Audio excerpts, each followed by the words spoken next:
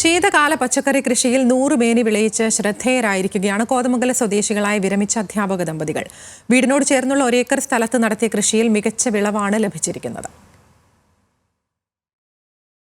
അധ്യാപക ജോലിയിൽ നിന്ന് വിരമിച്ച പല്ലാരിമംഗലം മുക്കണ്ണിയിൽ അബ്ദുൾ റഹ്മാൻ, റംലത്ത് ദമ്പതികളാണ് ശീതകാല പച്ചക്കറി കൃഷിയിൽ നേട്ടം കൊയ്തത്.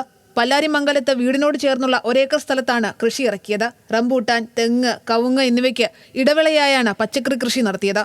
ക്യാബേജ്, കോളിഫ്ലവർ, ബ്രോക്കോളി, തണ്ണിമത്തൻ, വെള്ളരി, വെണ്ട, പയർ, മത്തൻ, ചീര എന്നിവയാണ് പ്രധാന കൃഷികൾ.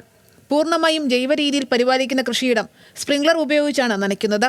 അധ്യാപകരായിരുന്നുവെങ്കിലും തങ്ങൾ പരമ്പരാഗത കർഷകരാണെന്നും പരീക്ഷണാർത്ഥം നടത്തിയ കൃഷിയിൽ നിന്ന് നല്ല വിളവ് ലഭിച്ചുവെന്നും കൃഷിയുടമ അബ്ദുൾ റഹ്മാൻ പറഞ്ഞു. ഞങ്ങൾ പരമ്പരാഗത കർഷകരാണ്, സർവീസ് കഴിഞ്ഞിട്ടൊന്നും ഇതിലേക്ക് വന്നവരല്ല. അപ്പോൾ ഞങ്ങളിവിടെ വന്ന് ഇവിടെ ഭൂമി എടുത്ത് കൃഷി ചെയ്യാൻ ആരംഭിച്ചു ഇപ്പോഴാണ്. അപ്പോൾ ഭൂമിയൊക്കെ റെഡിയായി വന്നതിന് ശേഷം ഇപ്പോഴാണ് ഈ കൃഷി ആരംഭിച്ചത്.